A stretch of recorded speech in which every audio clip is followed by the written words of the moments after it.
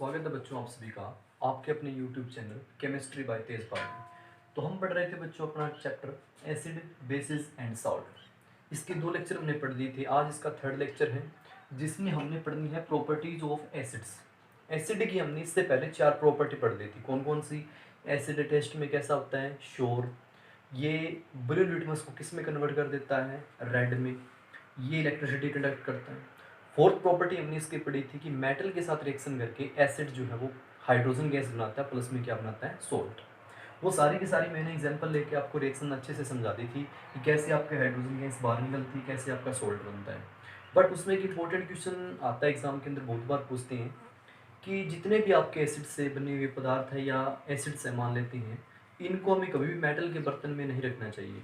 जैसे copper, zinc वगैरह हो गए, इनके बर्तन में कभी भी आपको एसिड से बने हुए पदार्थ नहीं रखने चाहिए, क्योंकि आपने देखा होगा हाइड्रोजन गैस हमने बाहर निकाली थी, प्लस में सोल्ट बन गया था। तो वो जो आपका सोल्ट प्लस में हाइड्रोजन गैस है वो एक बहुत ज़्यादा पॉइजनस सब्सटेंस है, वो हमारी बॉडी के लिए हार्मफुल होता है। तो इसीलिए हमेशा ध्यान रखिए कभी भी एसिड से बने हुए पदार्थ हैं जैसे दही वगैरह, इनको कभी भी मेटल के बर्तन में नहीं रखने चाहिए, क्योंकि वो पॉइजनस सब्सटेंस बना लेते हैं वहाँ से।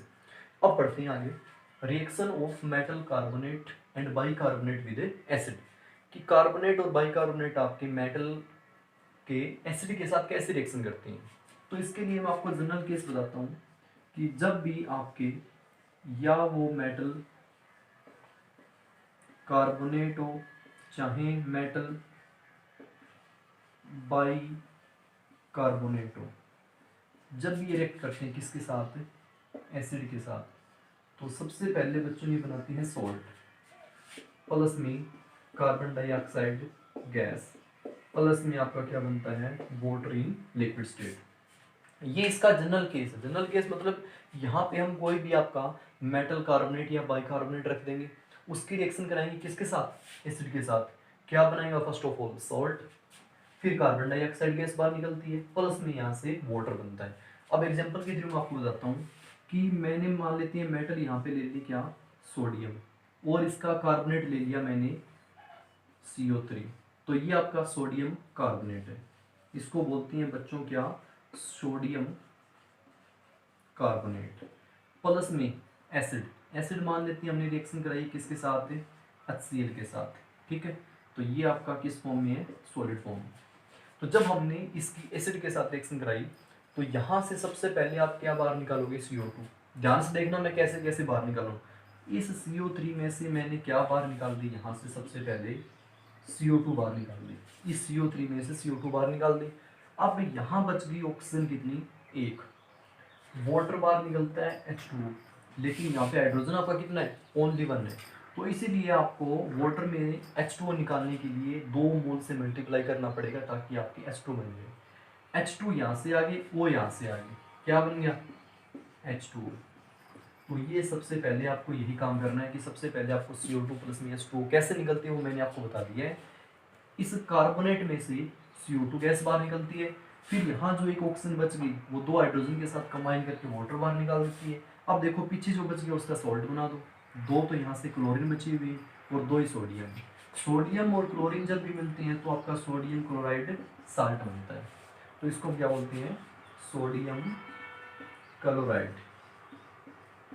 तो इस प्रकार से आपका ये सोल्ट बनाता है कि जब भी आपका सोडियम कार्बोनेट हाइड्रोक्लोरिक एसिड के साथ रिएक्ट करता है तो ये सोडियम क्लोराइड साल्ट बनाता है, प्लस में कार्बन डाइऑक्साइड गैस बाहर निकलती है, प्लस में वाटर बाहर निकलता है, जो कि जनरल केस मैंने आपको बता दिया था। ये तो हो गया आपका कार्बोनेट। अब बात करते हैं बाइकार्बोनेट। बाइकार्बोनेट कैसे?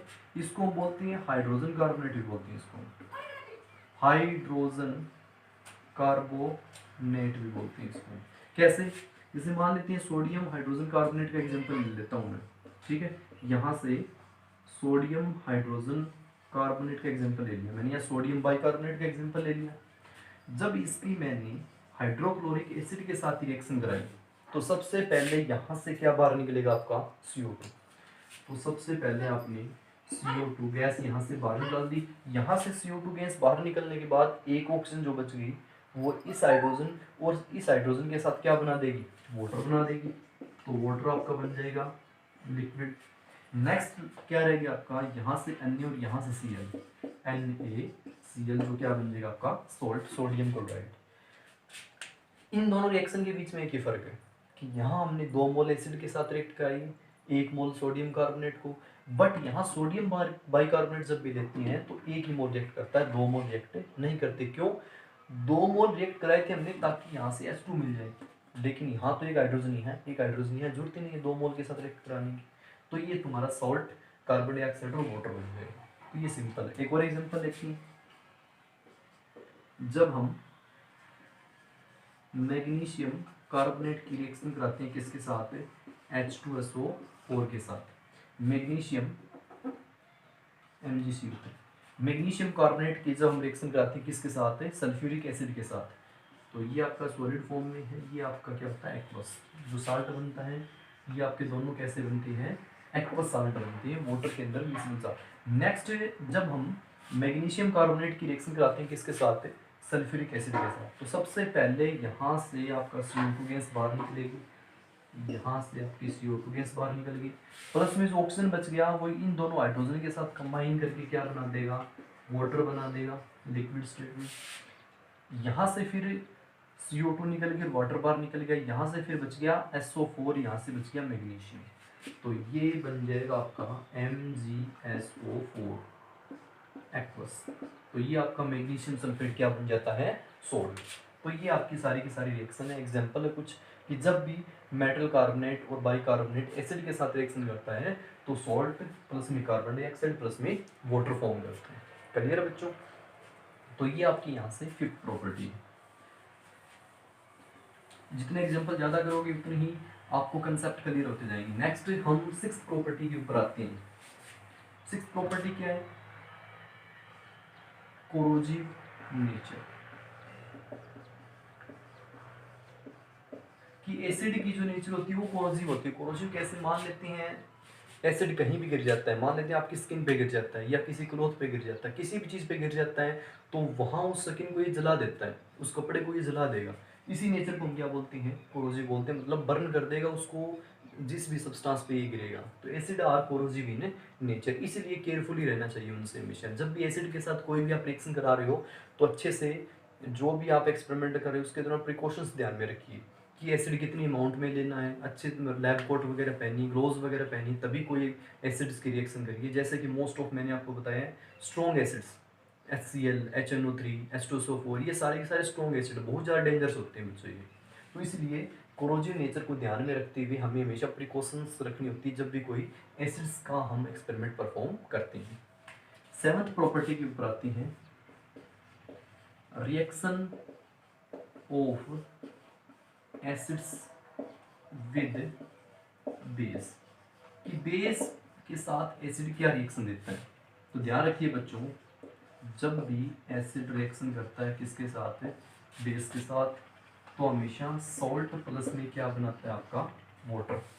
ये जनरल रिएक्शन है इसकी कि जब भी एसिड रिएक्ट करता है किसके साथ है? बेस के साथ, तो हमेशा सॉल्ट प्लस में बनाता है वाटर। एग्जाम्पल मान लेते हैं आपने हाइड्रोक्लोरिक एसिड ले लिया और उसकी रिएक्शन करा दी सोडियम हाइड्रोक्साइड के साथ, तो यहाँ से आपको H मिलेगा और यहाँ से OH, मतलब बाहर क्या निकल गया? वाटर। वाटर बाहर निकल गया। अब अन्य और Cl बच गया तो वो किसके फॉर्म में रहेगा? आपका सॉल्ट की फॉर्म में। अन्य Cl आपका क्या है? यहाँ से सॉल्ट। तो जब भी आपका एसिड और बेस रिएक्ट करता है वाटर प्लस में सॉल्ट बनता है। वाटर कैसे बनता है? एसिड पार्ट में से H आता है, बेसिक पार्ट में से क्या आता है आपका? OH, और दोनों मिलके H और OH वाटर बना लेते हैं। जो रिमेनिंग पोर्शन है वो आपका बन जाएगा यहाँ से क्या? सॉल्ट। एक और एग्जांपल लेते हैं, H2SO4 ले लिया आपने और रिएक्शन करा दिया आपने मैग्नीशियम हाइड्रोक्साइड के साथ जो कि एक बेस है। तो सबसे पहले यहाँ से 2 OH और यहाँ से 2 H और यहाँ से 2 OH। अब की बार वाटर कितना बाहर निकलेगा? 2H2। जो बच गया उसका साल्ट बना दो, यहाँ से मैग्नीशियम और यहाँ से सल्फेट, MgSO4 एक्वस आपका क्या बन जाता है? सोल्ट। तो इस प्रकार की जो रिएक्शन होती है जिसमें एसिड प्लस में बेस रिएक्ट करके सोल्ट प्लस में वाटर बनाते हैं, ऐसी रिएक्शंस को हम बोलते हैं क्या? Neutralization reaction. Neutralization reaction. वो रिएक्शन जिसमें एसिड और बेस रिएक्ट करके एक दूसरे को क्या करते हैं, न्यूट्रलाइज करते हैं, सोल्ट प्लस वाटर बनाते हैं, ऐसी रिएक्शन आपकी कहलाती है क्या, न्यूट्रलाइजेशन रिएक्शन। तो इस प्रकार से आपकी 7th प्रॉपर्टी है कि एसिड और बेस कैसे रिएक्ट करते हैं आपस में, वो सोल्ट प्लस में वाटर फॉर्म करते हैं। अब इसके अंदर लास्ट क्वेश्चन आपका रहता है, लास्ट प्रॉपर्टी है कि एसिड के अंदर कॉमन क्या है, एसिड्स की पहचान क्या है, सारे के सारे एसिड कॉमन प्रॉपर्टी क्या शो करते हैं, कॉमन अमंग ऑल एसिड्स, ये सारे के सारे एसिड्स के अंदर कॉमन चीज क्या है। तो एक चीज ध्यान रखना, जितने भी एसिड्स हैं इनकी जब हम वाटर के साथ रिएक्ट कराते हैं तो ये हमें क्या दे देते हैं, H आयन दे देते हैं वाटर के अंदर। ये चीज ध्यान रखिए कि जितने भी एसिड्स हैं जब इनको वाटर के अंदर रिएक्ट कराते हैं, वाटर के अंदर डिसॉल्व कराते हैं, तो ये हमें क्या दे देते हैं, H आयन, सारे के सारे एसिड H आयन देते हैं। फॉर एग्जांपल HCl की आपने वाटर के अंदर रिएक्शन कराई तो ये आपको H plus plus Cl minus दे देता है, H प्लस आ गया यहाँ से। जब आपने H2SO4 के वाटर के अंदर रिएक्ट कराई तो यहाँ से ये टूट जाएगा किसमें, 2H plus plus SO4 2 negative में, तो इसने भी क्या दे दी, H आयन। तो सारे के सारे एसिड्स की खासियत क्या होती है, जब इनको वाटर के अंदर डालते हैं तो ये अपने को क्या दे देते हैं, H आयन। तो ये सारे के सारे एसिड्स के अंदर क्या होती है, कॉमन प्रॉपर्टी। तो इस प्रकार से हमने सारी की सारी एसिड की प्रॉपर्टी बच्चों डिस्कस कर ली है। इसके अंदर आपका एक पॉइंट रहता है, एक होता है आपका डाइल्यूट एसिड, डाइल्यूट एसिड, और दूसरा होता है बच्चों आपका कॉन्सेंट्रेटेड एसिड। इन दोनों में फर्क क्या है, डाइल्यूट एसिड और कंसंट्रेटेड एसिड में फर्क क्या है। डाइल्यूट एसिड वो होता है जिसमें मोर वाटर होता है, मोर वाटर लेस एसिड, जिसके अंदर ज्यादा मात्रा वाटर की होती है और एसिड की अमाउंट क्या होती है, कम होती है, उसको बोलते हैं डाइल्यूट। और कॉन्सेंट्रेटेड क्या होता है, लेस वाटर मोर एसिड, जिसके अंदर वाटर की अमाउंट क्या होती है आपकी लेस होती है बट एसिड की अमाउंट क्या होती है ज्यादा, उसको बोलते हैं कॉन्सेंट्रेटेड एसिड। अब आपको पता चल गया होगा इन दोनों में से ये यूज करना सेफ रहता है आपके लिए और ये डेंजरस रहता है, क्योंकि वाटर की अमाउंट कम है, अब एसिड की अमाउंट ज्यादा है, तो एसिड तो वैसे डेंजरस होता है, पड़ा हमने कोरोजिव नेचर का होता है, तो इसीलिए concentrated acid always dangerous than dilute acid. Dilute acid तो सेफ होता है अपने लिए, आसानी से एक्सपेरिमेंट कर सकते हैं, बट इस केस में आपको ध्यान से करना पड़ता है, प्रिकॉशंस ध्यान में रखनी पड़ती है, ठीक है। तो ये डाइल्यूट और कंसंट्रेटेड एसिड में फर्क होता है। अब एग्जांपल से समझाता हूँ आपको कैसे। 1 मोल HCl इन 50 ml वाटर, और एक मैंने ले लिया 1 मोल HCl इन 1 लीटर वाटर। अब इन दोनों में से कौन सा डाइल्यूट है कौन सा कॉन्सेंट्रेटेड है, कैसे पहचानोगे। एसिड की कंसंट्रेशन तो सेम है, एक एक मोल लिया हमने, बट वाटर की अमाउंट यहाँ पे 50 ml है, यहाँ पे 1 लीटर है, तो water more acid less, water more acid less, water more acid less, तो ये आपका कैसा रहेगा, डाइल्यूट रहेगा, और ये आपका कैसा रहेगा, कॉन्सेंट्रेटेड रहेगा। तो ये इन दोनों में क्या है, फर्क है, ठीक है बच्चों। ऐसी वीडियो देखने के लिए सब्सक्राइब करना चैनल को न भूलें। नेक्स्ट लेक्चर में हम देखेंगे बेसिस के बारे में। थैंक यू बच्चों।